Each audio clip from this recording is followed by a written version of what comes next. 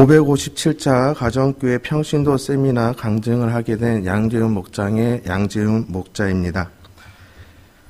저는 5월 17일부터 19일까지 2박 3일 동안 하나님의 은혜 가운데 평신도 세미나를 잘 마치고 돌아왔습니다.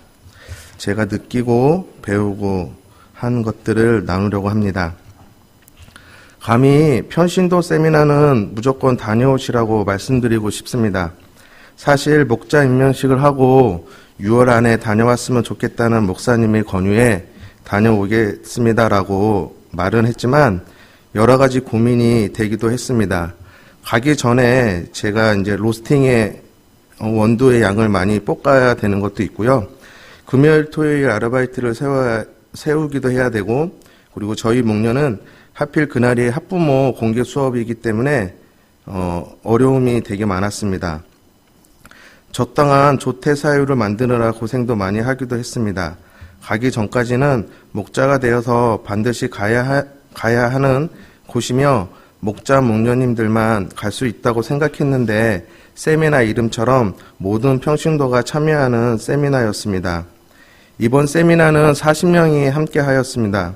선배 목자님들의 말씀대로 2박 3일 동안 제대로 섬김을 받는 시간이었습니다.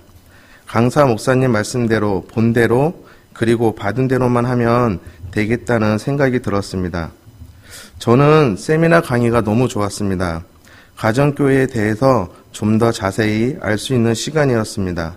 생명의 삶을 통해 들은 내용이 생각나면서 다시 한번 제대로 정리하는 시간이 되었습니다. 가정교회의 세축과 내기둥에 대한 강의를 들었는데 기억에 나는 부분은 섬김을 통한 리더십을 설명하는 마지막 기둥의 내용입니다. 하나님의 종이 되는 것은 하나님이 원하시는 곳에서 하나님이 원하시는 일을 하나님의 방법으로 하는 것이다 라는 내용이었습니다. 또 한 가지는 교회의 존재의 목적에 대한 부분이었습니다.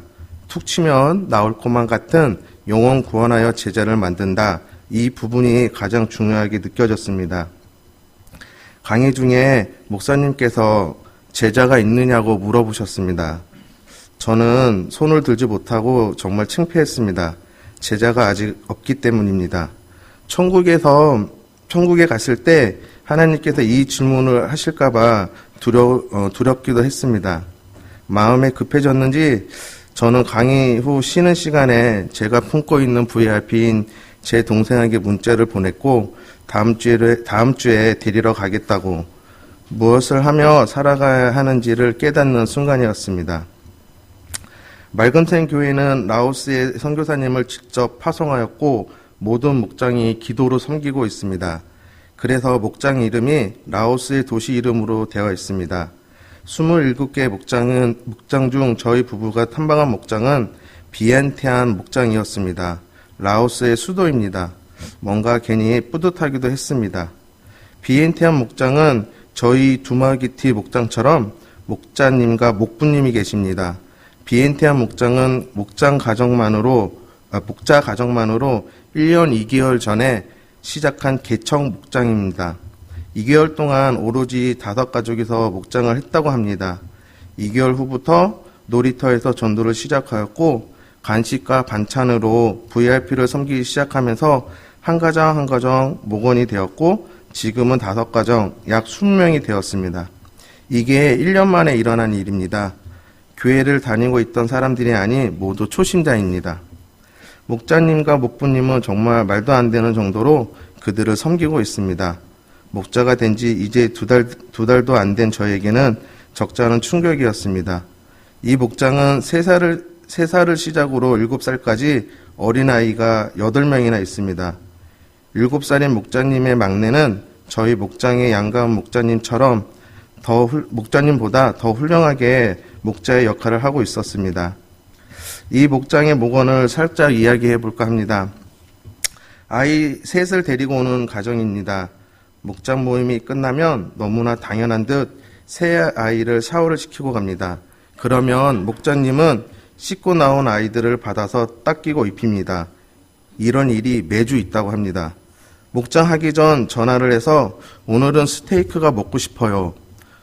우리 애가 밥을 못 먹었으니 오늘 30분 일찍 밥을 준비해 주세요. 오늘 제가 이런 요리를 하려고 하니 재료를 뭐뭐 사서 손질을 해 놓으세요. 이렇게 듣기만 해도 참 어이가 없습니다. 그런데 그런 목원들을 흉을 보는 것이 아니라 지금은 밥상을 차리면 숟가락을 놓는다면서 웃으십니다. 이제는 목원들이 조금씩 알아준다고 합니다. 그러면서 목원들 중에서 5명이나 3명의 삶을 들었다며 너무 감사하다고 눈물을 흘리며 말씀하십니다. 그래도 사람인데 상처를 받을 때 어떻게 하냐고 물어보니 기도의 자리로 나간다고 하셨습니다. 그리고 목원들이 중요한 기도 제목을 내놓으면 금식을 하면서 기도로 돕는다고 하셨습니다.